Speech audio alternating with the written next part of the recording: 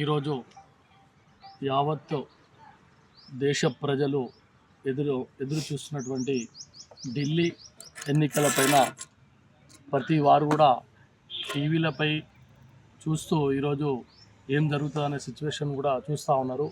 ఈ యొక్క నరేంద్ర మోడీ హావా కొనసాగుతూ ఉన్నది.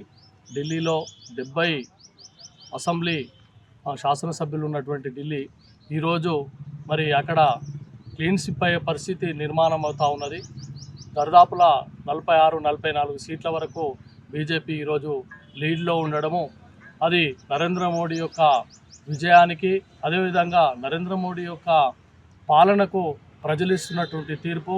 దేశంలో సమూల మార్పు రావాలని చెప్పేసి ప్రతి ఒక్కరు కూడా జాతీయవాదాన్ని పుంచిపుచ్చుకొని దేశము ధర్మం అనే దాన్ని ముందు పెట్టుకొని ఈరోజు భారతదేశంలో భారతీయ జనతా పార్టీ అభివృద్ధి దశల్లో అనుకోండి, మిగతా విషయాలలో కూడా మరి చిన్న సన్నకారు రైతులకు, మరి అదేవిధంగా మరి వ్యాపారవేత్తలకు, ఉద్యోగస్తులకు చేస్తున్నటువంటి అభివృద్ధి కార్యక్రమాల విషయాలపైన, నిరుద్యోగులకు మరి భారతీయ జనతా పార్టీ కల్పిస్తున్నటువంటి ఉపాధి పైన కావచ్చు, ఈ అన్ని విషయాలపైన సమగ్రంగా మరి యొక్క దేశ ప్రజలు మరి ఢిల్లీలో ఆలోచన చేసి మరి ఆ యొక్క విద్యావంతులైనటువంటి ఢిల్లీ ప్రజలు ఈరోజు భారతీయ జనతా పార్టీని భారీ మెజార్టీతోటి ఈరోజు గెలిపించాలని చెప్పేసి అనుకుంటా ఉన్నారు.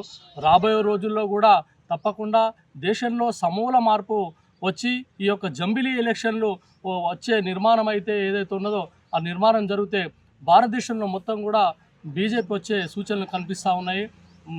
ఈరోజు నరేంద్ర మోడీ గారు ప్రవేశపెట్టినటువంటి పథకాలపైన ప్రజలు చాలా ఆకర్షితులవుతూ ఉన్నారు.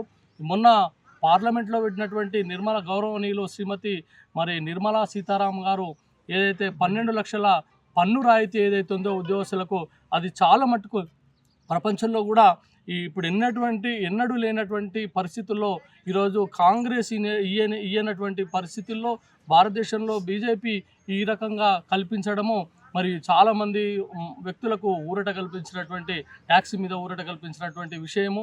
ఈరోజు మరి ఈ రకంగా నరేంద్ర మోడీ యొక్క పాలనను ఈరోజు ప్రజలు హర్షిస్తూ ఢిల్లీ ఎన్నికల్లో కూడా భారీ మెజారిటీతోటి యాప్ను తుడిచిపెట్టుకుపోయే విధంగా మరి ఆ స్వీపర్ ఏదైతే ఉందో స్వీపర్ గుర్తును మొత్తం తుడిచిపెట్టుకోబోయే విధంగా ఈరోజు అవినీతి అయినటువంటి కేజ్రీవాల్ ప్రభుత్వము ప్రతి ఒక్క స్కామ్లో ఈరోజు ఇరుక్కోవడం వల్ల, మరి జైలుకి వెళ్ళడం వల్ల ప్రజలు అక్కడ మార్పు కోరుతూ ఉన్నారు.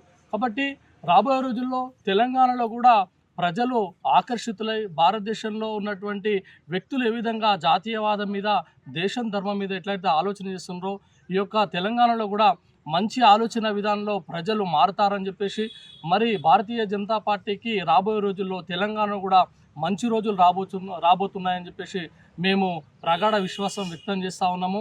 మరి ఇంకేంటంటే ఎంపీటీసీ, జెడ్పీటీసీ ఎన్నికల్లో ప్రజలు మమ్మల్ని ఆదరించాలని చెప్పేసి ఈరోజు నరేంద్ర మోడీ గారు మరి ఏ భూమి ఎంత అయితేనేమి అది 2000 నుంచి 8000 వరకు ఇప్పుడు 2 విడతలుగా 8000 రూపాయలు మరి వారు వేస్తూ ఉన్నారు.